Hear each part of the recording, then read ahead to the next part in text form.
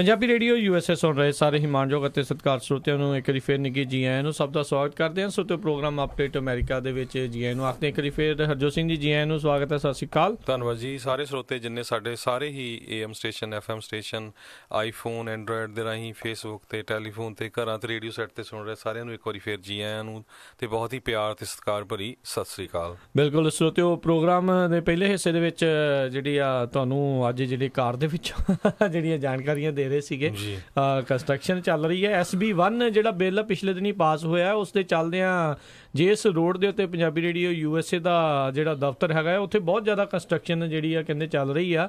ਬੜੇ ਉਹਨਾਂ ਨੇ ਵੱਡੇ ਵੱਡੇ ਬੋਰਡ ਵੀ ਜਿਹੜੇ ਉੱਥੇ ਲਾਏ ਹੋਏ ਨੇ।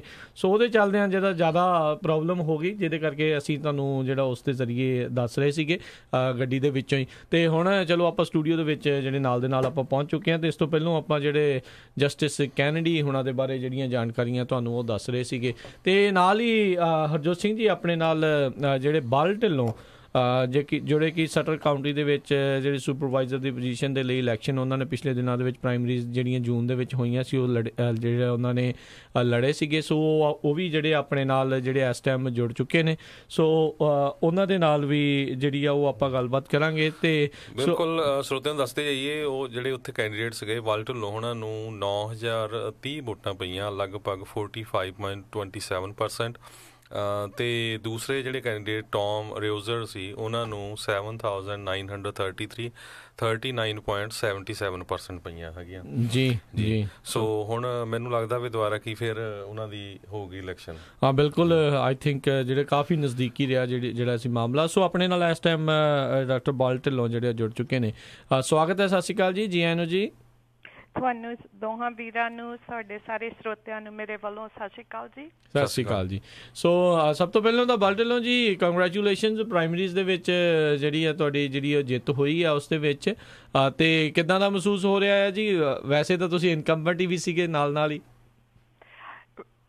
ਚੰਗਾ ਫੀਲਿੰਗ ਹੋ ਰਿਹਾ। ਪਹਿਲੀ ਪਲੇਸ 'ਤੇ ਤਿੰਨਾਂ ਕੈਂਡੀਡੇਟਸ ਨਾ ਆਈਆਂ, ਕਾਫੀ ਸਟਰੋਂਗ ਸਾਡੀ ਸਟੈਂਡਿੰਗ ਹੈਗੀ ਆ। ਸੋ right now I feel really good about the election. ਜੀ ਚਲੋ ਬਹੁਤ ਵਧੀਆ। ਅਤੇ ਸੋ ਹੁਣ ਜਿਹੜੀਆਂ ਨਵੰਬਰ ਦੇ ਵਿੱਚ ਜਿਹੜਾ ਰਨ ਆਫ ਹੋਊਗਾ ਮੇਨ। ਹਾਂਜੀ, ਪਰ ਉਸ ਤੋਂ ਪਹਿਲਾਂ ਮੈਂ ਆਪਣੇ ਸਾਰੇ ਵੋਟਰਸ ਦਾ ਬਹੁਤ ਬਹੁਤ ਧੰਨਵਾਦ ਕਰਨਾ ਚਾਹੁੰਦੀ ਹਾਂ ਕਿ ਉਹਨੇ ਇੰਨਾ ਸਪੋਰਟ ਮੈਨੂੰ ਪ੍ਰਾਇਮਰੀ ਇਲੈਕਸ਼ਨ ਵਿੱਚ ਦਿੱਤਾ। ਵੀ ਤਿੰਨਾਂ ਕੈਨੇਡਾ ਤੋਂ ਸਭ ਤੋਂ ਪਹਿਲਾਂ ਮੈਂ ਆਈ ਹਾਂ। 45% ਤੋਂ ਵੱਧ ਵੋਟਾਂ ਮਿਲੀਆਂ। ਜਿੱਦਾਂ ਹੁਣ ਤੁਸੀਂ ਦੱਸਿਆ ਵੀ ਨਵੰਬਰ 6 ਵੋਟਾਂ ਹੋਣੀਆਂ। ਮੈਂ ਇਹ ਕਹਿਣਾ ਚਾਹੁੰਦੀ ਹਾਂ ਸਾਰੇ ਆਪਣੇ ਜਿਹੜੇ ਲਿਸਨਰਸ ਹੈਗੇ ਆ ਵੀ ਉਹਨਾਂ ਤੋਂ ਬਗੈਰ ਇਹ ਮੈਂ ਕਰ ਨਹੀਂ ਸਕਦੀ। ਨਵੰਬਰ ਇਲੈਕਸ਼ਨ ਜਿਹੜਾ ਹੈਗਾ 6 ਨਵੰਬਰ ਨੂੰ ਹੋਣਾ, ਤਾਂ ਉਹਦੇ 'ਚ ਸਾਰੀ ਸਪੋਰਟ ਅਗੇਨ ਚਾਹੀਦੀ ਆ। ਜੀ ਧੰਨਵਾਦ ਜੀ। ਬਿਲਕੁਲ। ਸੋ ਸਰੋਤਿਆਂ ਨੂੰ ਦੱਸਦੀ ਜਾਈਏ, ਜਿਹੜੇ ਹਜੇ ਤਾਈਂ ਨਵੇਂ ਸਿਟੀਜ਼ਨ ਬਣੇ ਹੈਗੇ ਆ ਜਾਂ ਰਜਿਸਟਰਡ ਨਹੀਂ ਹੋਏ, ਉਹਨਾਂ ਨੂੰ ਜ਼ਰੂਰ ਵੋਟਾਂ ਲਈ ਰਜਿਸਟਰ ਹੋਣਾ ਚਾਹੀਦਾ, ਚਾਹੇ ਤੁਸੀਂ ਕਿਸੇ ਵੀ ਕਾਉਂਟੀ ਜਾਂ ਕਿਸੇ ਵੀ ਸਿਟੀ 'ਚ ਰਹਿੰਦੇ ਆ। ਆਉਣ ਵਾਲੇ ਨਵੰਬਰ ਦੇ ਵਿੱਚ ਬਹੁਤ ਸਾਰੀਆਂ ਇੰਪੋਰਟੈਂਟ ਇਲੈਕਸ਼ਨ ਹੋਣ ਜਾ ਰਹੀਆਂ, ਖਾਸ ਕਰਕੇ US ਕਾਂਗਰਸ ਦੇ ਲਈ।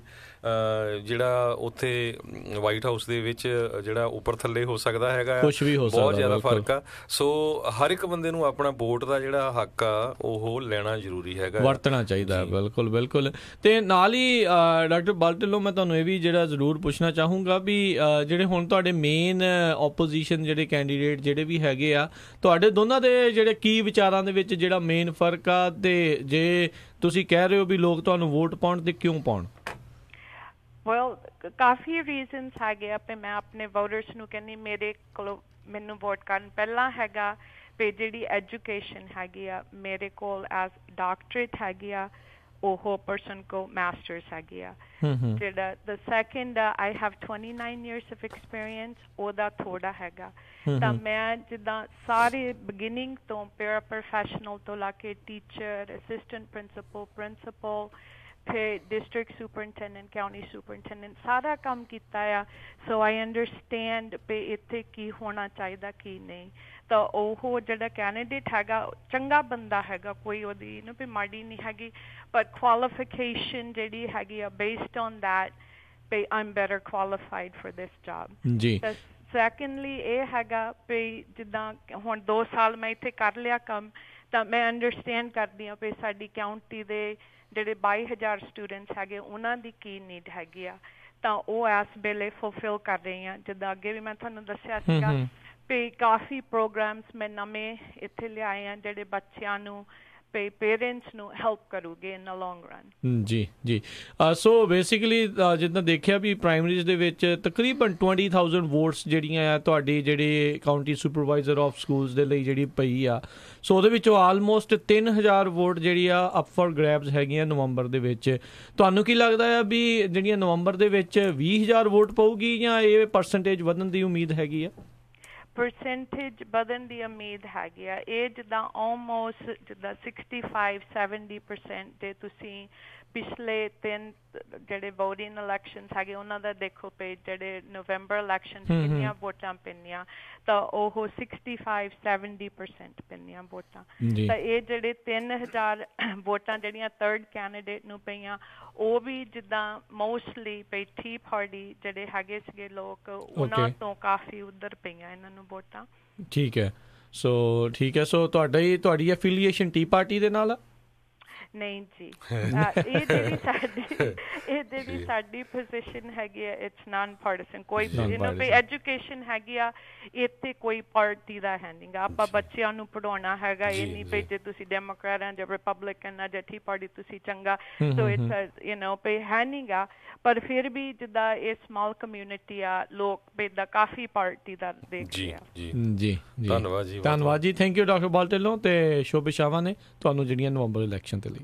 Thank you both very much. Thank you. ਸਤਿ ਸ਼੍ਰੀ ਅਕਾਲ। ਸਤਿ ਸ਼੍ਰੀ ਅਕਾਲ ਜੀ। ਸੋ ਰਾਜਕਰਮਵੀਰ ਸਿੰਘ ਜੀ, ਅਗਲੀ ਖਬਰ ਵੱਲ ਚੱਲੀਏ। ਜਿਸ ਤਰ੍ਹਾਂ ਕੱਲ੍ਹ ਆਪਾਂ ਸਰੋਤਿਆਂ ਨੂੰ ਦੱਸਿਆ ਸੀ, ਜਿਹੜੇ ਜੌਨ ਬੋਲਟਨ ਹੈਗੇ ਆ ਪ੍ਰੈਜ਼ੀਡੈਂਟ ਟਰੰਪ ਦੇ ਐਡਵਾਈਜ਼ਰ, ਉਹ ਰਸ਼ੀਆ ਦੇ ਪ੍ਰੈਜ਼ੀਡੈਂਟ ਵਾਲਡੀਮੀਰ ਪੁਟਿਨ ਨੂੰ ਮਿਲੇ ਸੀ ਤੇ ਉਹਨਾਂ ਨੇ ਅੱਜ ਸਵੇਰੇ ਅਨਾਊਂਸ ਕਰ ਦਿੱਤਾ ਜਿਹੜੀ ਪੁਟਿਨ ਤੇ ਟਰੰਪ ਸਮਿਟ ਹੋਊਗੀ, ਉਹ ਜੁਲਾਈ 16 ਨੂੰ ਹੋਊਗੀ। ਇੱਕ ਫਿਨਲੈਂਡ ਦਾ ਜਿਹੜਾ ਸ਼ਹਿਰ ਹੈਗਾ ਆ, ਉਸ ਸ਼ਹਿਰ ਦੇ ਵਿੱਚ ਜਿਹੜੀ ਆ ਇਹ ਹੋਣ ਜਾ ਰਹੀ ਹੈਗੀ ਆ। ਬਿਲਕੁਲ, ਹੈਲਸਿੰਕੀ ਕਰਕੇ ਸ਼ਹਿਰ ਕਾਫੀ ਮਸ਼ਹੂਰ ਜਿਹੜਾ ਆ ਉਹ ਸ਼ਹਿਰ ਹੈਗਾ ਆ ਹੈਲਸਿੰਕੀ।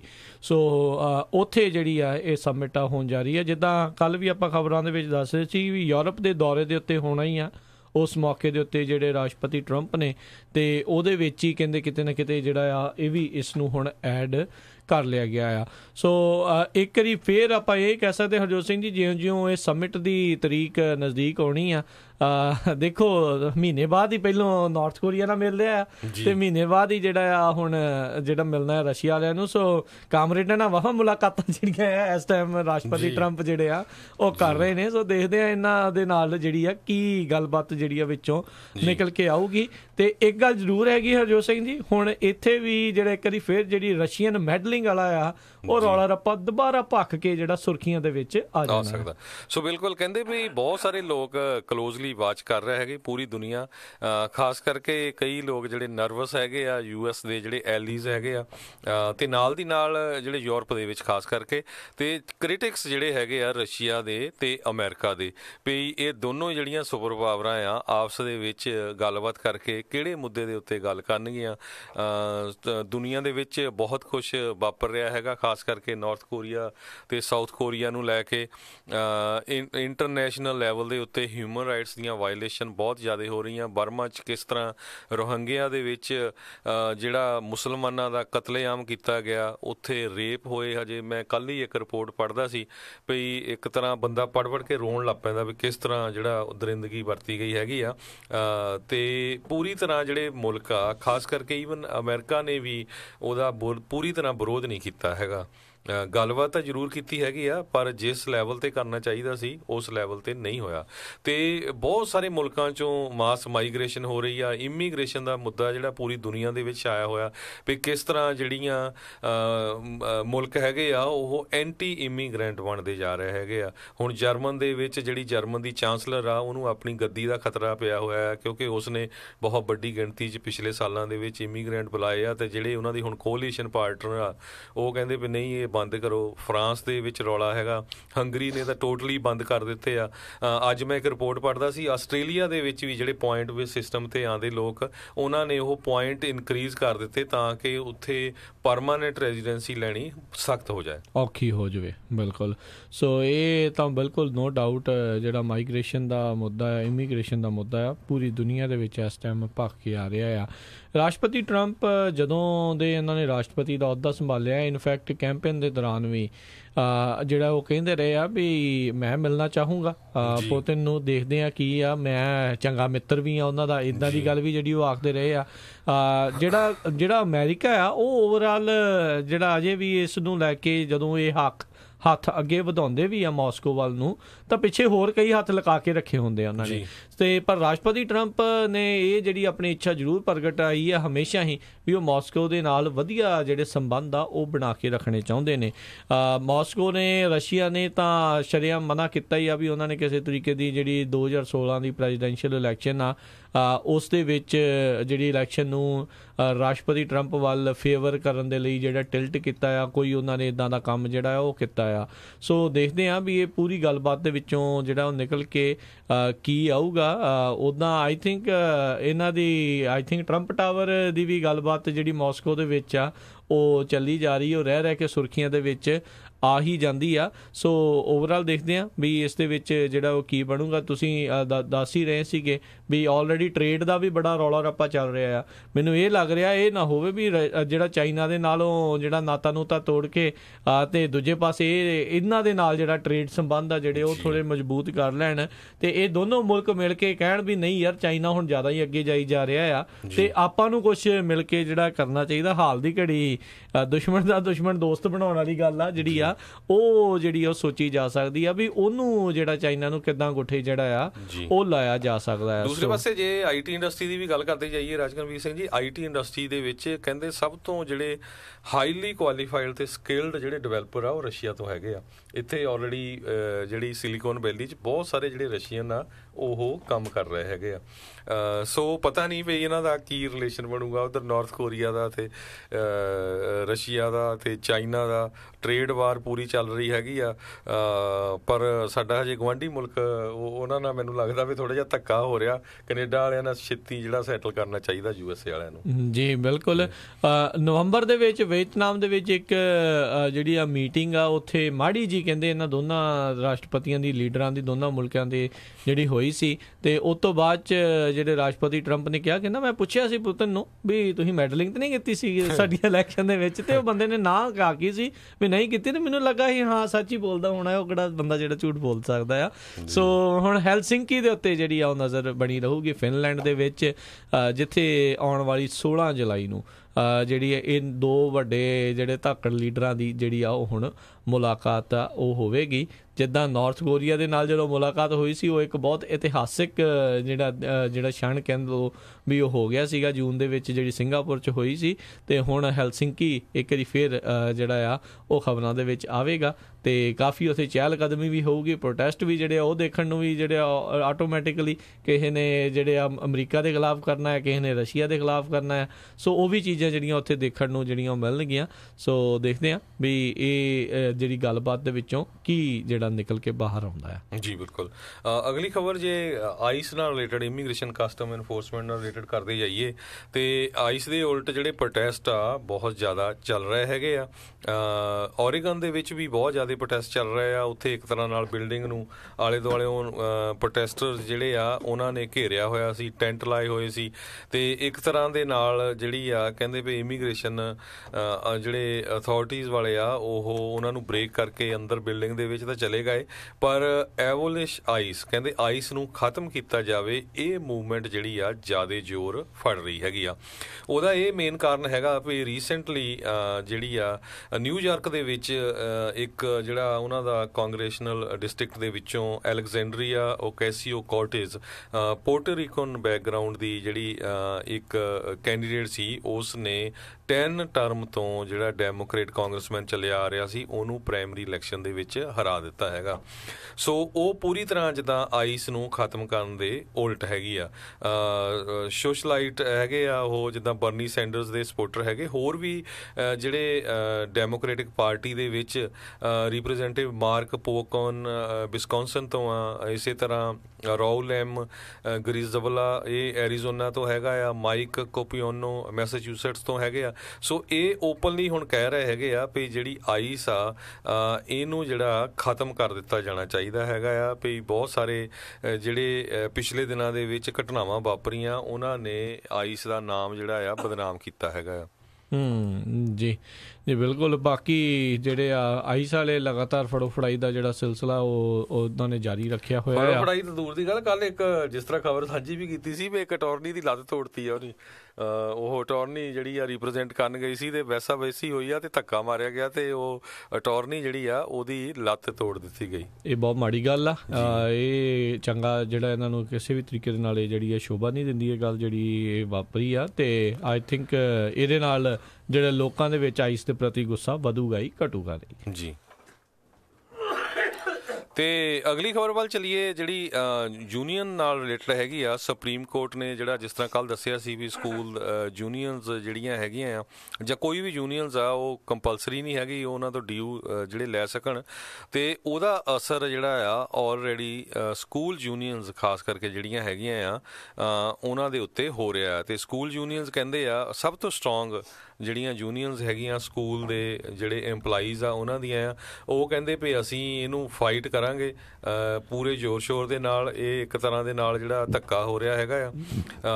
ਕੈਲੀਫੋਰਨੀਆ ਦੇ ਵਿੱਚ ਇਹ ਕਹਿੰਦੇ ਜਿਹੜੀਆਂ ਸਕੂਲ ਯੂਨੀਅਨਸ ਦੇ ਲਗਭਗ 30,000 ਤੋਂ ਵੱਧ ਜਿਹੜੇ ਉਹਨਾਂ ਦੇ ਮੈਂਬਰਸ ਹੈਗੇ ਆ ਜੋ ਕਿ ਪੋਲੀਟੀਕਲੀ ਬਹੁਤ ਸਾਰੇ ਕੈਂਡੀਡੇਟਸ ਨੂੰ ਜਿਹੜੇ ਅਫੈਕਟ ਕਰਦੇ ਹੈਗੇ ਜਦੋਂ ਇਲੈਕਸ਼ਨ ਹੁੰਦੀਆਂ ਹੈਗੀਆਂ ਆ। Teacher union member LA unified school district ਦੇ ਕਹਿੰਦੇ 42,000 ਤੋਂ 31,000 ਡ੍ਰੌਪ ਵੀ ਹੋ ਚੁੱਕੇ। ਬਹੁਤ ਸਾਰੇ ਲੋਕ ਇਹਨਾਂ ਚੋਂ ਡ੍ਰੌਪ ਵੀ ਹੁੰਦੇ ਆ ਪਰ ਉਹਨਾਂ ਨੂੰ ਮੈਂਬਰਸ਼ਿਪ ਦੇਣੀ ਪੈਂਦੀ ਸੀ ਜੋ ਕਿ ਹੁਣ ਉਹ ਨਹੀਂ ਦੇਣੀ ਪਏਗੀ। ਕਹਿੰਦੇ ਮੈਂਬਰਸ਼ਿਪ ਵੀ ਲਗਭਗ $1,000 ਦੇ ਕਰੀਬ ਸਾਲ ਦੀ ਬਣਦੀ ਸੀ। ਜੀ ਜੀ ਬਿਲਕੁਲ। ਸੋ ਕਿਉਂਕਿ ਹੁਣ ਇਹਨਾਂ ਲੋਕਾਂ ਦੇ ਉੱਤੇ ਕੋਈ ਪ੍ਰੈਸ਼ਰ ਨਹੀਂ ਹੈਗਾ ਵੀ ਜਿਹੜੀ ਆ ਫੀਸ ਆ ਇਹਨਾਂ ਦੇ ਡਿਊਜ਼ ਆ ਤੁਹਾਨੂੰ ਯੂਨੀਅਨ ਦੇ ਜਿਹੜੇ ਉਹ ਦੇਣੇ ਹੀ ਪੈਣਗੇ ਸੁਪਰੀਮ ਕੋਰਟ ਦੇ ਫੈਸਲੇ ਤੋਂ ਬਾਅਦ 'ਚ। ਅਤੇ ਉਹਦੇ ਨਾਲ ਇਹ ਹੋ ਗਿਆ ਬਹੁਤ ਸਾਰੇ ਲੋਕ ਜਿਹੜੇ ਕਹਿੰਦੇ ਵੀ ਜਦ ਜੇ ਫੀਸ ਦੇਣੀ ਆ ਤਾਂ ਚੱਲ ਯੂਨੀਅਨ ਦੇ ਮੈਂਬਰ ਹੀ ਬਣ ਜਾਂਦੇ ਆ। ਹੁਣ ਉਹਨਾਂ ਉੱਤੇ ਉਹ ਪ੍ਰੈਸ਼ਰ ਨਹੀਂ ਆ ਅਤੇ ਇਹਦੇ ਕਰਕੇ ਜਿਹੜੀਆਂ ਯੂਨੀਅਨਸ ਆ ਉਹਨਾਂ ਦੇ ਕਾਫੀ ਮੈਂਬਰ ਜਿਹੜੇ ਆ ਉਹ ਟੁੱਟ ਵੀ ਸਕਦੇ ਆ। ਪਰ ਇਹ ਦੇਖਣ ਵਾਲੀ ਗੱਲ ਰਹੂਗੀ ਵੀ ਯੂਨੀਅਨ ਵਾਲੇ ਕਿਸ ਤਰੀਕੇ ਦੇ ਨਾਲ ਹੁਣ ਆਪਣੇ ਜਿਹੜੇ ਮੈਂਬਰਸ ਨੂੰ ਰੱਖਣ ਦੇ ਲਈ ਕਹਿਣਗੇ। ਜਿੱਦਾਂ ਹੁਣ ਬਹੁਤ ਸਾਰੀਆਂ ਯੂਨੀਅਨਸ ਆ ਉਹ ਬੈਟਰ ਪੇ ਵੀ ਜਿਹੜੀਆਂ ਲੈ ਜਾਂਦੀਆਂ, ਨੋ ਡਾਊਟ ਇਸ ਦੇ ਵਿੱਚ ਵੀ ਹੜਤਾਲ ਦੀ ਜਿਹੜੀ ਆ ਉਹ ਮੰਗ ਕਰਕੇ ਹੜਤਾਲ ਦਾ ਜਿਹੜਾ ਡਰਾਵਾ ਦੇ ਕੇ ਅਤੇ ਆਪਣੀਆਂ ਕਈ ਮੰਗਾਂ ਵਧਾ ਲੈਂਦੇ ਆ। ਸੋ ਮੰਗਾਂ ਮਨਾ ਲੈਂਦੇ ਆ। ਸੋ ਇਹ ਦੇਖਣ ਵਾਲੀ ਗੱਲ ਰਹੂਗੀ ਕਿੱਦਾਂ ਹੋਊਗਾ ਵੀ ਕਿਹੜੀ ਯੂਨੀਅਨ ਕਿੰਨੀ ਕੁ ਜਿਹੜੀ ਇੱਕ ਹਿਸਾਬ ਦੇ ਨਾਲ ਸਟਰੋਂਗ ਹੈਗੀ, ਕਿੰਨੇ ਕੁ ਉਹਨਾਂ ਦੇ ਮੈਂਬਰ ਉਹ ਚਾਹੁੰਦੇ ਨੇ ਵੀ ਇੱਦਾਂ ਦੀ ਚੀਜ਼ ਰਵੇ। ਪਰ ਬਹੁਤ ਸਾਰੇ ਲੋਕ ਜਿਹੜੇ ਡਿਫਰੈਂਟ ਵਿਚਾਰਧਾਰਾ ਵਾਲੇ ਹੁੰਦੇ ਆ ਹੁਣ ਉਹਨਾਂ ਉੱਤੇ ਜਿਹੜਾ ਡੈਫੀਨੇਟਲੀ ਉਹ ਪ੍ਰੈਸ਼ਰ ਜਿਹੜਾ ਆ ਉਹ ਨਹੀਂ ਰਹੂਗਾ ਵੀ ਉਹ ਯੂਨੀਅਨ ਦੇ ਜਿਹੜੇ ਆ ਉਹ ਮੈਂਬਰ ਬਣਨ। ਅਤੇ ਜਿੱਦਾਂ ਤੁਸੀਂ ਸਕੂਲ ਯੂਨੀਅਨ ਦੀ ਗੱਲ ਕੀਤੀ ਹੈ, ਇਸ ਤੋਂ ਇਲਾਵਾ ਹੋਰ ਵੀ ਕਈ ਜਿਹੜੀਆਂ ਸਰਕਾਰੀ ਜਿਹੜੀਆਂ ਯੂਨੀਅਨਸ ਆ ਉਹਨਾਂ ਉੱਤੇ ਅਸਰ ਜਿਹੜਾ ਡੈਫੀਨੇਟਲੀ ਪਊਗਾ। ਅਜੇ ਤਾਂ ਇੱਕ ਅੱਧਾ ਦਿਨ ਹੀ ਹੋਇਆ ਆ, ਅਜੇ ਇਹਨੂੰ ਥੋੜ੍ਹਾ ਸਮਾਂ ਪੈਣ ਦਿਓ। ਫਿਰ ਕਈ ਖਬਰਾਂ ਆਉਣੀਆਂ ਵੀ ਇੱਥੇ ਯੂਨੀਅਨ ਭੰਗ ਹੋਈ, ਉੱਥੇ ਯੂਨੀਅਨ ਭੰਗ ਹੋਈ, ਇੱਦਾਂ ਦੀਆਂ ਖਬਰਾਂ ਆਉਣਗੀਆਂ। ਕਾਫੀ ਅਸਾਰ ਜਿਹੜੇ ਆ ਉਹ ਬਣੇ ਆ ਕਿਉਂਕਿ ਜਿਹੜੇ ਹੋਰ ਕਿਉਂਕਿ ਜਿਹੜੇ ਯੂਨੀਅਨਸ ਦੇ ਅਤੇ ਜਿਹੜਾ ਟੋਟਲ ਜਿੱਦਾਂ ਬਾਟ ਵਾਲੇ ਲਾ ਲਓ ਜਾਂ VTA ਲਾ ਲਓ ਜਿਹੜੀ ਮੈਨੇਜਮੈਂਟ ਆ ਉਹਨਾਂ ਦੀ ਤਾਂ ਕਦੋਂ ਤੋਂ ਹੀ ਟਰਾਈ ਹੁੰਦੀ ਆ ਵੀ ਇਹਨਾਂ ਯੂਨੀਅਨਸ ਨੂੰ ਕਿੱਦਾਂ ਜਿਹੜਾ ਆਪਾਂ ਤੋੜ ਜਿਹੜਾ ਕਰ ਸਕੀਏ। ਉਹ ਬਹੁਤ ਜਿਹੜੀਆਂ ਕਹਿ ਲਓ ਵੀ ਆਟੋਮੈਟਿਕਲੀ ਉਹ ਚੀਜ਼ਾਂ ਜਿਹੜੀਆਂ ਟਰਾਈ ਕਰੀ ਜਾਂਦੇ ਆ। ਸੋ ਹੁਣ ਉਹਨਾਂ ਦੇ ਕੋਲ ਕਾਫੀ ਇੱਕ ਵਧੀਆ ਮੌਕਾ ਆਪਾਂ ਉਹਨਾਂ ਦੇ ਲਈ ਉਹ ਕਹਿ ਸਕਦੇ ਹਾਂ। ਪਰ ਯੂਨੀਅਨਸ ਨੂੰ ਆਪਣੇ ਆਪ ਨੂੰ ਬਰਕਰਾਰ ਰੱਖਣ ਲਈ, ਮੈਂਬਰ ਜਿਹੜੇ ਉਹ ਬਣਾਏ ਰੱਖਣ ਦੇ ਲਈ ਕਾਫੀ ਜੱਦੋਜਹਿਦ ਦਾ ਸਮਾਂ ਜਿਹੜਾ ਆ ਉਹਨਾਂ ਦੇ ਲਈ ਸਾਹਮਣੇ ਹੈਗਾ ਆ। ਜੀ ਅਗਲੀ ਜਿਹੜੀ ਖਬਰ ਹੈਗੀ ਆ ਹੁਣ ਜਿਹੜੇ ਬਹੁਤ ਸਾਰੇ ਸਰੋਤਿਆਂ ਨੂੰ ਦੱਸਦੇ ਜਾਈਏ ਵੀ ਜਿਹੜਾ ਕੱਲ੍ਹ ਇਮੀਗ੍ਰੇਸ਼ਨ ਰਿਫਾਰਮ ਬਿੱਲ ਸੀਗਾ ਜਿਹੜਾ ਪੇਸ਼ ਹੋਣਾ ਸੀ ਉਹ ਬੁਰੀ ਤਰ੍ਹਾਂ ਫੇਲ ਹੋ ਗਿਆ ਸੀ। ਅਤੇ ਹੁਣ ਜਿਹੜੇ ਐਕਟਿਵਿਸਟ ਹੈਗੇ ਆ ਇਮੀਗ੍ਰੇਸ਼ਨ ਐਕਟਿਵਿਸਟ ਉਹ ਟਰਾਈ ਕਰ ਰਹੇ ਆ। ਕਹਿੰਦੇ ਪਈ ਇੱਕੋ ਇੱਕ ਤਰੀਕਾ ਹੈਗਾ ਸਾਨੂੰ ਜ਼ੋਰ ਪਾ ਕੇ ਜਿਹੜੀਆਂ ਹੁਣ ਇਲੈਕਸ਼ਨ ਹੋਣ ਜਾ ਰਹੀਆਂ ਨਵੰਬਰ ਦੇ ਵਿੱਚ, ਉਦੋਂ ਜਿਹੜੇ ਕਾਂਗਰਸ ਦੇ ਵਿੱਚ ਅਤੇ ਸੈਨੇਟ ਦੇ ਵਿੱਚ ਜਿਹੜੇ ਵੱਧ ਤੋਂ ਵੱਧ ਜਿਹੜੇ ਕੈਂਡੀਡੇਟ ਆ ਉਹ ਜਿਤਾਏ ਜਾਣ। ਜਿਹੜੀਆਂ ਲਟੀਨੋ ਵੋਟਸ ਆ ਉਹਨਾਂ ਨੂੰ ਪੂਰੇ ਜ਼ੋਰ ਸ਼ੋਰ ਦੇ ਨਾਲ ਵਰਤਿਆ ਜਾਵੇ। ਉਹ ਤੋਂ ਬਾਅਦ ਜਦੋਂ ਮੈਜੋਰਟੀ ਹੁੰਦੀ ਹੈਗੀ ਆ ਡੈਮੋਕ੍ਰੇਟਸ ਦੀ ਕਾਂਗਰਸ ਦੇ ਵਿੱਚ ਜਾਂ ਸੈਨੇਟ ਸੈਨੇਟ ਦੇ ਵਿੱਚ ਫਿਰ ਇਮੀਗ੍ਰੇਸ਼ਨ ਦਾ ਬਿੱਲ ਲਿਆਂਦਾ ਜਾਵੇ। ਪਰ ਨਾਲ ਦੀ ਨਾਲ ਬਹੁਤ ਸਾਰੇ ਲੋਕ ਇਹ ਸ਼ੰਕਾ ਵੀ ਖੜੇ ਕਰ ਰਹੇ ਆ ਵੀ ਜੇ ਇਮੀਗ੍ਰੇਸ਼ਨ, ਜੇ ਮੰਨ ਲਓ ਵੀ ਡੈਮੋਕ੍ਰੇਟਸ ਦੀ ਮੈਜੋਰਟੀ ਵੀ ਹੋ ਜਾਂਦੀ ਕਾਂਗਰਸ ਤੇ ਸੈਨੇਟ ਦੇ ਵਿੱਚ, ਉਹ ਬਿੱਲ ਲੈ ਕੇ ਆਉਣਗੇ ਵੀ ਕਿ ਨਹੀਂ, ਕਿਉਂਕਿ ਪਿਛਲੇ ਸਮਿਆਂ ਦੇ ਵਿੱਚ ਵੀ ਉਹਨਾਂ ਨੇ ਕੁਛ ਨਹੀਂ ਟਰਾਈ ਕੀਤਾ ਹੈਗਾ। ਸੋ ਇਸ ਤਰ੍ਹਾਂ ਜਿਹੜਾ ਆ ਕਾਫੀ ਦੁਚਿੱਤੀ 'ਚ ਜਿਹੜੇ ਲੋਕ ਆ ਉਹ ਫਸੇ ਹੋਏ ਹੈਗੇ ਆ। ਜੀ ਜੀ, ਅਗਲੀ ਜਿਹੜੀ ਆਪਾਂ ਖਬਰ ਉਸ ਦੇ ਉੱਤੇ ਨਜ਼ਰ ਮਾਰਦੇ ਜਾਈਏ, ਕਹਿੰਦੇ ਨਿੱਕੀ ਹੈਲੀ ਜੋ ਕਿ ਅੰਬੈਸਡਰ ਹੈਗੇ ਨੇ ਯੂਨਾਈਟਿਡ ਨੇਸ਼ਨਸ ਨੂੰ ਅਮਰੀਕਾ ਦੇ ਵੱਲੋਂ, ਉਹ 2 ਦਿਨਾਂ ਦੌਰੇ ਦੇ ਉੱਤੇ ਅਮਰੀਕਾ ਦੇ ਜਿਹੜੇ ਆ ਭਾਰਤ ਨੂੰ ਜਿਹੜੇ ਉੱਥੇ ਗਏ ਸੀ, ਜਿੱਥੇ ਕਿ ਉਹਨਾਂ ਨੇ ਮੁਲਾਕਾਤ ਜਿਹੜੀ ਉੱਥੋਂ ਦੇ ਪ੍ਰਧਾਨ ਮੰਤਰੀ ਨਰਿੰਦਰ ਮੋਦੀ ਤੇ ਜਿਹੜੇ external affair minister Sushma Swaraj ਉਹਨਾਂ ਦੇ ਨਾਲ ਕੀਤੀ ਆ। ਉੱਥੇ ਇਹ ਜਿਹੜੀ ਗੱਲ ਜਿਹੜੀ ਹੁਣ ਉਹ ਸਾਹਮਣੇ ਆ ਰਹੀ ਆ ਵੀ ਉਸ ਤੋਂ ਬਾਅਦ ਹੀ ਹਫ਼ਤੇ ਬਾਅਦ ਹੀ ਜਿਹੜਾ ਆ ਇੰਡੀਆ ਦੇ ਜਿਹੜੇ ਇੱਕ ਹਾਈ ਲੈਵਲ ਜਿਹੜੇ ਲੀਡਰਸ ਆ ਉਹਨਾਂ ਨੇ ਇੱਥੇ ਵਾਸ਼ਿੰਗਟਨ DC ਦੇ ਵਿੱਚ ਆਉਣਾ ਸੀਗਾ ਤੇ ਇੱਥੇ ਮੁਲਾਕਾਤ ਜਿਹੜੀ ਕਰਨੀ ਸੀਗੀ ਮਾਈਕ ਪੋਂਪੇਓ ਦੇ ਨਾਲ ਤੇ ਜਿਹੜੇ ਮੈਟਿਸ ਆ ਉਹਨਾਂ ਦੇ ਨਾਲ। ਪਰ ਅੱਜ ਹੁਣੇ ਕੁਝ ਸਮਾਂ ਪਹਿਲਾਂ ਜਿਹੜੀ ਅਨਾਊਂਸਮੈਂਟ ਆ ਰਹੀ ਆ, ਅਮਰੀਕਾ ਨੇ ਜਿਹੜੀ ਆ ਉਹ ਮੁਲਾਕਾਤ ਦਾ ਹਾਈ ਲੈਵਲ ਡਾਇਲੌਗ ਜਿਹੜਾ ਕਹਿ ਰਹੇ ਆ ਉਸ ਨੂੰ ਪੋਸਟਪੋਨ ਕਰ ਦਿੱਤਾ ਹੈ ਬਗੈਰ ਕੋਈ ਕਾਰਨ ਦੱਸੇ ਹੋਏ। ਤੇ ਜਦੋਂ ਨਿੱਕੀ ਹੈਲੀ ਉੱਥੇ ਕਹਿੰਦੇ ਗਏ ਸੀਗੇ ਤਾਂ ਉਹਨਾਂ ਨੇ ਕਿਹਾ ਸੀਗਾ ਵੀ ਉਹਨਾਂ ਨੂੰ ਲੱਗਦਾ ਆ ਵੀ ਅਮਰੀਕਾ ਤੇ ਭਾਰਤ ਦੇ ਜਿਹੜੇ ਸੰਬੰਧ ਆ ਉਹਨਾਂ ਨੂੰ ਮਜ਼ਬੂਤ ਜਿਹੜਾ ਆ ਉਹ ਕੀਤਾ ਜਾ ਸਕਦਾ ਆ। ਕਹਿੰਦੇ specially fighting terrorism and military cooperation ਜਿਹੜੀਆਂ ਇਹਨਾਂ ਚੀਜ਼ਾਂ ਨੂੰ ਲੈ ਕੇ। ਪਰ ਨਾਲ ਦੇ ਨਾਲ ਹੀ ਇਹ ਵੀ ਚੀਜ਼ ਜਿਹੜੀ ਦੇਖਣ ਨੂੰ ਮਿਲੀ ਆ ਵੀ ਇੰਡੀਆ ਨੇ, ਭਾਰਤ ਨੇ ਪਿਛਲੇ ਹਫ਼ਤੇ ਦੇ ਵਿੱਚ 29 ਵੱਖ-ਵੱਖ ਅਮਰੀਕਾ ਦੇ ਉਤਪਾਦ ਦੇ ਉੱਤੇ ਜਿਹੜਾ ਟੈਰਿਫ ਆ ਉਹ ਵਧਾ ਦਿੱਤਾ ਸੀਗਾ। ਸੋ ਇਹਦੇ ਪਿੱਛੇ ਇਹ ਵੀ ਕਾਰਨ ਜਿਹੜਾ ਆ ਉਹ ਹੋ ਸਕਦਾ ਆ ਵੀ ਇਹਨਾਂ ਨੇ ਜਿਹੜਾ ਅਚਾਨਕ ਆ ਜਿਹੜਾ ਉਹ ਹੱਥ ਪਿੱਛੇ ਜਿਹੜੇ ਆ ਉਹ ਖਿੱਚ ਲਏ ਆ, ਤੇ ਜਾਂ ਫਿਰ ਇਹਨਾਂ ਨੂੰ ਇਹ ਸੀਗਾ ਵੀ ਹਾਂ ਆਲਰੇਡੀ ਹੁਣ ਰਸ਼ੀਆ ਦੇ ਨਾਲ ਇੱਕ ਵੱਡੀ ਮੁਲਾਕਾਤ ਜਿਹੜੀ ਆ ਹੋਣ ਜਾ ਰਹੀ ਆ ਵੀ ਆਪਾਂ ਉਸ ਤੋਂ ਬਾਅਦ ਦੇ ਵਿੱਚ ਇਹਨਾਂ ਦੇ ਨਾਲ ਜਿਹੜੀਆਂ ਆ ਉਹ ਕਰੀਏ। ਭਾਰਤ ਅਮਰੀਕਾ ਦੇ ਵੱਲ ਨੂੰ ਜਿਹੜਾ ਆ ਇਹ ਆਸ ਲਾਈ ਬੈਠਾ ਸੀਗਾ ਵੀ ਇਹਨਾਂ ਨੂੰ ਮਿਲਟਰੀ ਕੈਪੇਬਿਲਿਟੀਜ਼ ਜਿਹੜੀਆਂ ਇੰਪਰੂਵ ਕਰਨ ਲਈ ਕੋਈ ਨਾ ਕੋਈ ਜਿਹੜੇ ਸਮਝੌਤੇ ਆ ਉਹ ਕੀਤੇ ਜਾ ਸਕਦੇ ਆ, ਜਿਨ੍ਹਾਂ ਵਿੱਚ ਏਅਰਕ੍ਰਾਫਟ ਕੈਰੀਅਰ ਟੈਕਨੋਲੋਜੀਜ਼ ਜਿਹੜੀਆਂ ਉਹਦੇ ਬਾਰੇ ਗੱਲਬਾਤ ਹੋਣੀ ਸੀਗੀ। ਜਿਹੜੇ ਅਨਆਰਮਡ ਗਾਰਡੀਅਨ ਸਰਵੇਲੈਂਸ ਡਰੋਨਸ ਆ ਜਿਹਦੇ ਉੱਤੇ ਹਮੇਸ਼ਾ ਦੋਸ਼ ਲੱਗਦਾ ਵੀ ਉਹਨਾਂ ਨੇ ਕਈ ਜਿਹੜੇ ਸਿਵਿਲੀਅਨਸ ਆ ਉਹਨਾਂ ਦੀਆਂ ਜਿਹੜੀਆਂ ਆ ਉਹ ਮਾਰੇ ਆ ਡਰੋਨਸ ਦੇ ਜ਼ਰੀਏ, ਉਹ ਟੈਕਨੋਲੋਜੀ F-18 F-16 ਜਿਹੜੇ ਫਾਈਟਰ ਏਅਰਕ੍ਰਾਫਟ ਆ ਉਹਨਾਂ ਦੇ ਨਾਲ ਜਿਹੜੀ ਗੱਲਬਾਤ ਆ ਉਹਨਾਂ ਸੰਬੰਧਾਂ ਨੂੰ ਲੈ ਕੇ ਖਰੀਦਣ ਬਾਰੇ ਜਾਂ ਖਰੀਦੋ ਫਰੋਖਤ ਬਾਰੇ ਜਿਹੜੀ ਆ ਗੱਲਬਾਤ ਹੋਣੀ ਸੀ। ਪਰ ਰਾਈਟ ਨਾਓ ਜਿਹੜੀ ਵਾਸ਼ਿੰਗਟਨ DC ਦੇ ਵਿੱਚ ਮੁਲਾਕਾਤ ਜਿਹੜੀ ਹੋਣੀ ਸੀ ਉਸ ਨੂੰ ਅਮਰੀਕਾ ਨੇ ਜਿਹੜਾ ਹਾਲ ਦੀ ਘੜੀ ਪੋਸਟਪੋਨ ਕਰ ਦਿੱਤਾ ਆ। ਉਸ ਦੇ ਪਿੱਛੇ ਕਾਰਨ ਜਿਹੜਾ ਅਜੇ ਵੀ ਕੋਈ ਨਹੀਂ ਦੱਸਿਆ ਜੀ।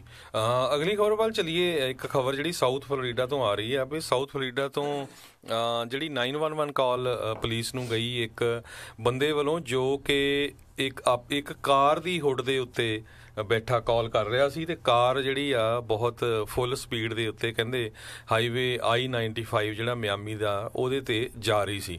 ਤੇ ਜਦੋਂ ਉਹਨਾਂ ਨੇ 911 ਵਾਲਿਆਂ ਨੇ ਪੁੱਛਿਆ ਵੀ ਕਿੱਥੋਂ ਕਾਲ ਕਰ ਰਹੇ ਹੋ, ਉਹ ਕਹਿੰਦਾ ਵੀ ਮੇਰੀ ਲਾਈਫ ਡੇਂਜਰ 'ਚ ਆ, ਮੈਂ ਕਾਰ ਦੀ ਰੂਫ ਦੇ ਉੱਤੇ ਬੈਠਾ ਆ ਤੇ ਜਿਹੜਾ ਬੋਲਟ ਹੁੰਦਾ ਆ ਤੇ ਜਿਹੜਾ ਕਾਰ ਦਾ ਡਰਾਈਵਰ ਆ ਉਹ ਕਾਰ ਰੋਕ ਨਹੀਂ ਰਿਹਾ ਹੈਗਾ। ਤੇ ਇਸ ਸਾਰੇ ਕਾਸੇ ਨੂੰ ਇੱਕ ਹੋਰ ਡਰਾਈਵਰ ਜਿਹੜਾ ਲਾਗੇ ਦੀ ਜਾ ਰਿਹਾ ਸੀ ਉਸ ਨੇ ਪੂਰਾ ਜਿਹੜਾ ਆ ਆਪਣੇ ਕੈਮਰੇ ਦੇ ਵਿੱਚ ਰਿਕਾਰਡ ਕੀਤਾ। ਬਾਅਦ ਦੇ ਵਿੱਚ ਜਿਹੜਾ ਉਹ ਡਰਾਈਵਰ ਆ ਉਸ ਨੂੰ ਪੁਲਿਸ ਵੱਲੋਂ ਫੜ ਲਿਆ ਗਿਆ। 24 ਸਾਲਾਂ ਦਾ ਪੈਟਰੀਸ਼ਾ ਇਸੀਡੋਰ ਨਾਮ ਦੇ ਡਰਾਈਵਰ ਨੂੰ ਇਹ ਫੜਿਆ ਗਿਆ ਜੋ ਕਿ ਕਿਸੇ ਬੰਦੇ ਨੂੰ ਆਪਣੇ ਫਰੰਟ ਜਿਹੜਾ ਵੋਲਟ ਹੁੰਦਾ ਆ ਕਾਰ ਦਾ ਉਹਦੇ ਉੱਤੇ ਬਿਠਾਲ ਕੇ ਸਪੀਡ ਦੇ ਨਾਲ ਲਿਜਾ ਰਿਹਾ ਸੀ। ਜੀ ਜੀ, ਅਗਲੀ ਜਿਹੜੀ ਆਪਾਂ ਹਰਜੋਤ ਸਿੰਘ ਜੀ ਗੱਲ ਕਰਦੇ ਹਾਂ, ਲੋਕ ਕਿੰਨੇ ਨਿਰਦਈ ਹੁੰਦੇ ਆ, ਕਈ ਦੀ ਜਿਹੜਾ ਪਤਾ ਨਹੀਂ ਲੱਗਦਾ, ਆਪਾਂ ਉਹਨਾਂ ਦੇ ਨਾਲ ਹੀ ਕਹਿੰਦੇ ਆ ਕੰਮ ਕਰਦੇ ਰਹਿੰਦੇ ਆ, ਨਹੀਂ ਪਤਾ ਲੱਗਦਾ।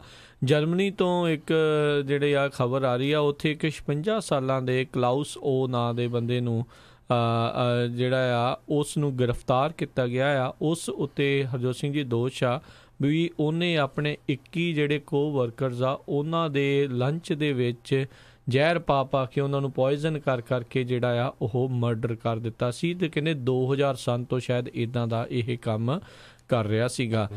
ਉੱਥੋਂ ਦੇ ਇੱਕ ਟੈਬਲੇਟ ਨਿਊਜ਼ਪੇਪਰ ਬਿਲਡ ਜਿਹੜਾ ਆ ਉਹਨਾਂ ਨੇ ਇਸ ਦਾ ਨਾਂ ਜਿਹੜਾ ਕਲਾਉਸ ਓ ਕਰਕੇ ਦੱਸਿਆ। ਅਸਲ ਨਾਮ ਤੇ ਮੈਨੂੰ ਲੱਗਦਾ ਅਜੇ ਜਿਹੜੀ ਉਸ ਦੀ ਸ਼ਨਾਖਤ ਆ ਉਹ ਨਹੀਂ ਜਿਹੜੀ ਦੱਸੀ ਗਈ, ਪਰ 56 ਸਾਲ ਦਾ ਦੱਸਿਆ ਗਿਆ ਆ ਵੀ ਉਹ ਜਿਹੜਾ ਆ ਉਸ ਨੂੰ ਉਹਨੂੰ ਗ੍ਰਿਫਤਾਰ ਕੀਤਾ ਗਿਆ ਆ। ਸ਼ਕੌਲਬੇ ਸਟੰਕਨਬਰੌਕ ਕਰਕੇ ਜਿਹੜਾ ਆ ਇੱਕ ਇਲਾਕਾ ਹੈਗਾ ਆ, ਉੱਥੋਂ ਇਸ ਨੂੰ ਗ੍ਰਿਫਤਾਰ ਕੀਤਾ ਗਿਆ। ਬਰਲਿਨ ਤੋਂ 200 ਮੀਲ ਜਿਹੜਾ ਵੈਸਟ ਵਾਲੇ ਪਾਸੇ ਨੂੰ ਦੱਸਿਆ ਜਾਂਦਾ ਹੈ। ਕਿੰਨੇ ਲੋਕ ਨਿਰਦਈ ਹੁੰਦੇ, ਕਿੰਨੇ ਇੱਕ ਹਿਸਾਬ ਦੇ ਨਾਲ ਸਾਈਕੋਪਾਥ ਜਿਹੜੇ ਹੁੰਦੇ ਨੇ, ਸੋਸ਼ੀਓਪਾਥ ਹੁੰਦੇ ਨੇ, ਇੱਦਾਂ ਦੇ ਬੰਦਿਆਂ ਨੇ ਜਿਹੜਾ ਆ ਉਹ ਇਹ ਕੰਮ ਕੀਤਾ ਹੈ। ਸੇਮ ਕਹਿੰਦੇ ਫੈਕਟਰੀ ਦੇ ਵਿੱਚ ਕੰਮ ਕਰਦਾ ਸੀ। ਕਹਿੰਦਾ ਜਦੋਂ ਤੋਂ ਇਹਨੇ ਕੰਮ ਉੱਥੇ ਕਰਨਾ ਸ਼ੁਰੂ ਕੀਤਾ, ਉਸ ਤੋਂ ਬਾਅਦ ਦੇ ਵਿੱਚ ਜਿਹੜੇ 21 ਇੰਪਲਾਈ ਜਿਹੜੇ ਆ ਉਹ ਮਾਰੇ ਗਏ ਨੇ। ਅਤੇ ਕਹਿੰਦੇ ਜਿਨ੍ਹਾਂ ਦੇ ਵਿੱਚ ਬਹੁਤਿਆਂ ਨੂੰ ਕਹਿੰਦੇ ਜਾਂ ਕੈਂਸਰ, ਹਾਰਟ ਅਟੈਕ ਜਿਹੜਾ ਆ ਹੋਇਆ ਸੀ। ਅਤੇ ਸਾਰਿਆਂ ਦੇ ਵਿੱਚ ਇਹ ਚੀਜ਼ ਇੱਕ ਕਾਮਨ ਸੀ ਵੀ ਸਾਰਿਆਂ ਨੂੰ ਹੈਵੀ ਮੈਟਲ ਪੋਇਜ਼ਨਿੰਗ ਜਿਹੜੀ ਆ ਉਹ ਹੋਈ ਸੀ। ਸੋ ਕਹਿੰਦੇ ਇੱਦਾਂ ਲੱਗ ਰਿਹਾ ਆ ਵੀ ਇਸ ਬੰਦੇ ਨੇ ਜਾਣ ਬੁੱਝ ਕੇ ਉਹਨਾਂ ਦੀ ਰੋਟੀ ਦੇ ਵਿੱਚ, ਉਹਨਾਂ ਦੇ ਲੰਚਿਸ ਦੇ ਵਿੱਚ ਜਿਹੜਾ ਪੋਇਜ਼ਨ ਆ, ਹੈਵੀ ਮੈਟਲ ਪੋਇਜ਼ਨ ਆ, ਉਹ ਪਾ ਕੇ ਉਹਨਾਂ ਨੂੰ ਉਹ ਪਰੋਸਦਾ ਰਿਹਾ ਸੀਗਾ ਅਤੇ ਉਹ ਜਿਨ੍ਹਾਂ ਕਰਕੇ ਉਹਨਾਂ ਦੀ ਇਹ ਮੌਤ ਹੋਈ ਆ। ਜੀ ਬਹੁਤ ਮਾੜੀ ਗੱਲ ਆ। ਅਤੇ ਅਗਲੀ ਖਬਰ ਬਾਰੇ ਚੱਲੀਏ। ਜਿਸ ਤਰ੍ਹਾਂ ਤੁਸੀਂ ਦੱਸਿਆ ਵੀ ਨਿੱਕੀ ਹੈਲੀ ਇੰਡੀਆ ਗਏ ਹੋਏ ਆ। ਨਿੱਕੀ ਹੈਲੀ ਜਦੋਂ ਗੁਰਦੁਆਰਾ ਸੀਸਗੰਜ ਸਾਹਿਬ ਗਏ, ਉੱਥੇ ਕਹਿੰਦੇ ਫੋਟੋ ਸੈਸ਼ਨ ਵੀ ਕੀਤਾ, ਜੋ ਕਰਦੇ ਹੀ ਹੁੰਦੇ ਆ ਲੀਡਰ। ਅਤੇ ਉੱਥੇ ਦੇ ਜਿਹੜੇ ਸਿੱਖ ਲੀਡਰ ਹੈਗੇ ਆ, ਖਾਸ ਕਰਕੇ ਜਨਰਲ ਸੈਕਟਰੀ BJP ਦੇ ਵੀ ਉਹ MLA ਹੈਗੇ ਆ, ਦਿੱਲੀ ਸਿੱਖ ਗੁਰਦੁਆਰਾ ਮੈਨੇਜਮੈਂਟ ਕਮੇਟੀ ਦੇ ਜਨਰਲ ਸੈਕਟਰੀ ਵੀ ਆ ਮਨਜਿੰਦਰ ਸਿੰਘ ਸਿਰਸਾ। ਉਹਨਾਂ ਨੇ ਜਿਹੜੇ ਓਰੇਗਨ ਦੇ ਵਿੱਚ 52 ਸਿੱਖ ਜਿਹੜੇ ਜੇਲ੍ਹ ਦੇ ਵਿੱਚ ਫਸੇ ਹੋਏ ਆ, ਉਹਨਾਂ ਦੀ ਗੱਲ ਕੀਤੀ ਵੀ ਉਹਨਾਂ ਨੂੰ ਜਿਹੜਾ ਆ ਛੱਡਿਆ ਜਾਵੇ। ਸਰੋਤਿਆਂ ਨੂੰ ਯਾਦ ਹੋਊਗਾ ਵੀ 52 ਸਿੱਖ ਜਿਹੜੇ ਆ ਪੰਜਾਬ ਨੂੰ ਬਿਲੋਂਗ ਕਰਨ ਵਾਲੇ, ਜਿਹੜੇ ਓਰੇਗਨ ਦੀਆਂ ਜੇਲ੍ਹ ਦੇ ਵਿੱਚ ਹੈਗੇ ਆ ਆਈਸ ਦੇ ਅੰਡਰ। ਇਸੇ ਤਰ੍ਹਾਂ 42 ਕਿ 43 ਦੇ ਕਰੀਬ ਹੋਰ ਸਿੱਖਾਂ ਦੀ ਅਰੈਸਟ ਹੋਣ ਦੀ ਵੀ ਖਬਰ ਆਈ ਸੀ। ਹੁਣ ਦੇਖੋ ਇਹਦੇ 'ਤੇ ਨਿੱਕੀ ਹੈਲੀ ਕੀ ਕਰਦੀ ਆ, ਪਰ ਉਹਨਾਂ ਦੀ ਸਰਕਾਰ ਤਾਂ ਜਿਹੜੀ ਆ ਬਿਲਕੁਲ ਉਲਟ ਹੈਗੀ ਆ, ਅਨਡਾਕੂਮੈਂਟਡ ਬੰਦਿਆਂ ਦੇ USA ਦੇ ਵਿੱਚ ਐਂਟਰ ਹੋਣ ਦੇ ਉੱਤੇ। ਬਿਲਕੁਲ, ਚਲੋ ਉਹਨਾਂ ਨੇ ਆਪਣਾ ਫਰਜ਼ ਨਿਭਾਤਾ, ਇਹਨਾਂ ਨੇ ਆਪਣਾ। ਉਹ ਵਧੀਆ ਗੱਲ ਆ, ਚਲੋ ਗੱਲ ਤਾਂ ਕੀਤੀ ਆ ਨਾ ਕੋਈ, ਨਹੀਂ ਤਾਂ ਬੰਦੇ ਕਈ ਵਾਰੀ ਕੀ ਹੁੰਦੇ ਫੋਟੋ ਖਿਚਾ ਕੇ ਹਟ ਜਾਂਦੇ ਆ। ਇਸ਼ੂ ਤਾਂ ਜ਼ਰੂਰ ਉਠਾਇਆ ਹੈਗਾ ਨਾ। ਬਿਲਕੁਲ, ਉਹ ਤਾਂ ਚਲੋ ਚੰਗੀ ਗੱਲ ਆ। ਬਾਕੀ ਇਹ ਵੀ ਦੇਖਣ ਵਾਲੀ ਗੱਲ ਆ ਵੀ ਵੈਸੇ ਤਾਂ ਚਲੋ ਅਮਰੀਕਾ ਨੇ ਆਪਣੇ ਆਪ ਨੂੰ ਹਿਊਮਨ ਰਾਈਟ ਵਾਲੀ ਜਿਹੜੀ ਸੰਸਥਾ ਹੈ ਉਸ ਦੇ ਵਿੱਚੋਂ ਬਾਹਰ ਕੱਢ ਹੀ ਲਿਆ ਆ। ਅਤੇ ਜੇ ਆਉਣ ਵਾਲੇ ਸਮੇਂ 'ਚ ਉਹਨਾਂ ਨੂੰ ਕੋਈ ਕਹੇਗਾ ਵੀ ਉੱਥੇ ਦਲਿਤਾਂ ਦੇ ਨਾਲ, ਮਾਈਨੋਰਟੀਜ਼ ਦੇ ਨਾਲ ਇੰਨਾ ਜਿਹੜਾ ਅਣਮਨੁੱਖੀ ਤਸ਼ੱਦਦ ਜਿਹੜਾ ਹੋ ਰਿਹਾ ਹੈ, ਹਿਊਮਨ ਰਾਈਟ ਵਾਇਲੇਸ਼ਨ ਹੋ ਰਹੀਆਂ ਆ, ਅਤੇ ਅਮਰੀਕਾ ਪਤਾ ਨਹੀਂ ਕਿਹੜੇ ਹਿਸਾਬ ਦੇ ਨਾਲ ਜਿਹੜੀ ਉਹਨਾਂ ਦੀ ਗੱਲ ਸੁਣੂਗਾ ਵੀ, ਜਾਂ ਉਹਦੇ ਉੱਤੇ ਕੋਈ ਕਾਰਵਾਈ ਜਿਹੜੀ ਆ ਉਹ ਕਰੂਗਾ ਵੀ। ਸੋ ਇਹ ਜਿਹੜਾ ਕਿ ਕਾਫੀ ਵੱਡੇ ਜਿਹੜੇ ਆਉਣ ਵਾਲੇ ਕਹਿ ਸਕਦੇ ਹਾਂ ਸਮੇਂ ਦੇ ਵਿੱਚ ਸਵਾਲ ਵੀ ਬਣਦੇ ਨੇ। ਸੋ ਹਰਜੋਤ ਸਿੰਘ ਜੀ, ਸਮਾਂ ਵੀ ਆਪਣਾ ਜਿਹੜਾ ਆ ਉਹ ਸਮਾਪਤੀ ਵੱਲ ਨੂੰ ਜਿਹੜਾ ਆ ਉਹ ਵੱਧ ਰਿਹਾ ਆ। ਪਰ ਜਾਂਦੇ ਜਾਂਦੇ ਜਿਹੜੇ ਆਪਾਂ ਸਪੋਰਟਸ, ਜੋ ਕਿ ਇਸ ਟਾਈਮ ਸੌਕਰ ਦਾ ਮਹਾਕੁੰਭ ਜਿਸ ਨੂੰ ਕਿਹਾ ਜਾਂਦਾ ਹੈ, ਵਰਲਡ ਕੱਪ ਜਿਹੜਾ ਚੱਲ ਰਿਹਾ ਆ, ਉਸ ਦੇ ਬਾਰੇ ਜਿਹੜੀ ਆਪਾਂ ਤੁਹਾਨੂੰ ਜਾਣਕਾਰੀ ਮੈਂ ਤੁਹਾਨੂੰ ਦਿੰਦਾ ਜਾਵਾਂ। ਕੱਲ੍ਹ ਜਿਹੜੇ ਮੁਕਾਬਲਿਆਂ ਦੇ ਵਿੱਚ ਜਿਹੜੇ ਰਹਿ ਗਏ ਸੀਗੇ ਦੱਸਣ ਵਾਲੇ, ਸਵਿਟਜ਼ਰਲੈਂਡ ਅਤੇ ਕੋਸਟਾਰੀਕਾ ਗਰੁੱਪ E ਦੇ ਜਿਹੜੇ ਮੁਕਾਬਲੇ ਸੀ, ਸਵਿਟਜ਼ਰਲੈਂਡ ਅਤੇ ਕੋਸਟਾਰੀਕਾ ਦੇ ਦਰਮਿਆਨ ਜਿਹੜੇ 2-2 ਦੇ ਨਾਲ ਮੁਕਾਬਲਾ ਜਿਹੜਾ ਬਰਾਬਰੀ 'ਤੇ ਛੁੱਟਿਆ। ਉੱਧਰ ਹੀ ਗਰੁੱਪ E ਦਾ ਜਿਹੜਾ ਇੱਕ ਹੋਰ ਮੁਕਾਬਲਾ ਬ੍ਰਾਜ਼ੀਲ ਅਤੇ ਸਰਬੀਆ ਦੇ ਦਰਮਿਆਨ ਸੀ। ਬ੍ਰਾਜ਼ੀਲ ਨੇ 2-0 ਦੇ ਨਾਲ ਜਿਹੜੀ ਆ ਉਹ ਜਿੱਤ ਪ੍ਰਾਪਤ ਕੀਤੀ ਆ, ਅਤੇ ਬ੍ਰਾਜ਼ੀਲ ਨੇ ਆਪਣੇ ਇਸ ਗਰੁੱਪ ਦੇ ਵਿੱਚੋਂ ਟੌਪ ਕੀਤਾ, ਗਰੁੱਪ E ਦੇ ਵਿੱਚੋਂ, ਜਿਹਦੇ ਨਾਲ ਬ੍ਰਾਜ਼ੀਲ ਅਤੇ ਸਵਿਟਜ਼ਰਲੈਂਡ ਇਹ ਦੋਨੋਂ ਟੀਮਾਂ ਹੁਣ ਰਾਊਂਡ ਆਫ 16 ਦੇ ਵਿੱਚ ਜਿਹੜੀਆਂ ਆ ਉਹ ਪਹੁੰਚ ਚੁੱਕੀਆਂ ਆ। ਕੱਲ੍ਹ ਦੱਸਿਆ ਹੀ ਸੀਗਾ ਤੁਹਾਨੂੰ, ਜਰਮਨੀ ਦੀ ਬਹੁਤ ਨਿਰਾਸ਼ਾਪੂਰਨ ਅਤੇ ਜਿਹੜੀ ਆ ਉਹ ਹਾਰ ਹੋਈ ਸੀਗੀ ਸਾਊਥ ਕੋਰੀਆ ਦੇ ਹੱਥੋਂ। ਜਿਹੜਾ ਅਖੀਰਲੇ ਜਿਹੜੇ ਐਕਸਟਰਾ ਟਾਈਮ 90 ਮਿੰਟਾਂ ਤੋਂ ਬਾਅਦ 'ਚ ਜਿਹੜਾ ਇੰਜਰੀ ਟਾਈਮ ਦਿੱਤਾ ਜਾਂਦਾ, ਉਹਦੇ ਵਿੱਚ 2 ਗੋਲ ਜਿਹੜੇ ਉਹਨਾਂ ਨੇ ਖਾਧੇ ਅਤੇ 2-0 ਨਾਲ ਹਾਰ ਗਏ। ਉਹਦੇ ਕਰਕੇ ਜਿਹੜੇ ਉਹ ਟੂਰਨਾਮੈਂਟ 'ਚੋਂ ਬਾਹਰ ਹੋ ਗਏ। ਮੈਕਸੀਕੋ ਭਾਵੇਂ ਹਾਰ ਗਿਆ, ਪਰ 2 ਮੈਚ ਉਹਨਾਂ ਨੇ ਜਿੱਤੇ ਹੀ ਸੀਗੇ, ਇਸ ਕਰਕੇ ਉਹ ਆਪਣੇ ਅਗਲੇ ਗੇੜ ਦੇ ਵਿੱਚ ਪਹੁੰਚ ਗਏ। ਉਹਨਾਂ ਦੇ ਗਰੁੱਪ ਦੇ ਵਿੱਚੋਂ ਮੈਕਸੀਕੋ ਅਤੇ ਸਵੀਡਨ ਦੇ ਵਿੱਚ ਜਿਹੜੇ ਆ ਉਹ ਜਾਣਗੇ। ਅੱਜ ਜਿਹੜੇ ਗਰੁੱਪ G ਦੇ ਮੁਕਾਬਲੇ ਜਿਹੜੇ ਹੈਗੇ ਆ ਉਹ ਕਹਿੰਦੇ ਬੇਮਾਨਾ ਹੈ, ਉਹਨਾਂ ਦਾ ਕੋਈ ਬਹੁਤਾ ਫਰਕ ਨਹੀਂ ਆ। ਇੰਗਲੈਂਡ ਅਤੇ ਬੈਲਜੀਅਮ ਆਲਰੇਡੀ ਕੁਆਲੀਫਾਈ ਕਰ ਚੁੱਕੇ ਆ ਰਾਊਂਡ ਆਫ 16 ਦੇ ਵਿੱਚ।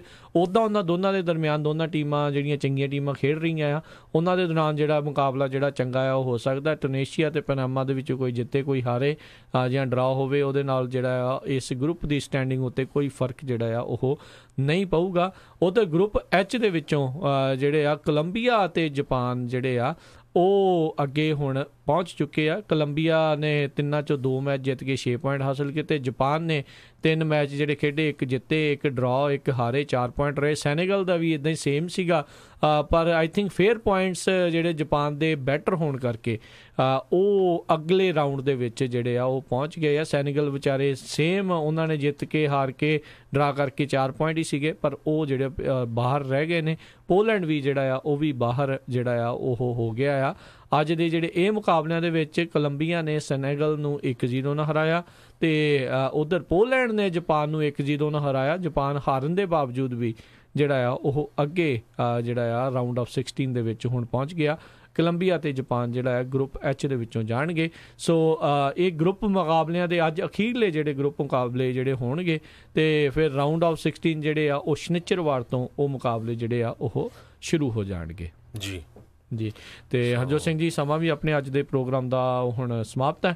ਮਿਲਾਂਗੇ ਆਪਾਂ ਆਪਣੇ ਸਾਰੇ ਸਰੋਤਿਆਂ ਨੂੰ ਜਿਹੜੇ ਆ ਅਗਲੀ ਵਾਰ ਕੱਲ੍ਹ ਜਿਹੜੇ ਆ ਖਬਰਾਂ ਦੇ ਨਾਲ। ਤੇ ਉਦੋਂ ਤੱਕ ਲਈ ਮੈਨੂੰ ਰਾਜਕਨਵੀਰ ਸਿੰਘ, ਮੈਨੂੰ ਹਰਜੋਤ ਸਿੰਘ ਖਾਲਸਾ ਨੂੰ ਇਜਾਜ਼ਤ ਦਿਓ। ਸਾਡੇ ਦੋਨਾਂ ਵੱਲੋਂ ਤੁਹਾਨੂੰ ਸਾਰਿਆਂ ਨੂੰ ਪਿਆਰ ਸਤਿਕਾਰ ਸਰ ਨਿੱਘੀ ਜਿਹੀ ਸਤਿ ਸ੍ਰੀ ਅਕਾਲ। ਜਿਉਂਦੇ ਵਾਸਤੇ ਰਹੋ, ਹੱਸਦੇ ਖੇਲਦੇ ਰਹੋ, ਸੁਣਦੇ ਰਹੋ ਪੰਜਾਬੀ ਰੇਡੀਓ USA।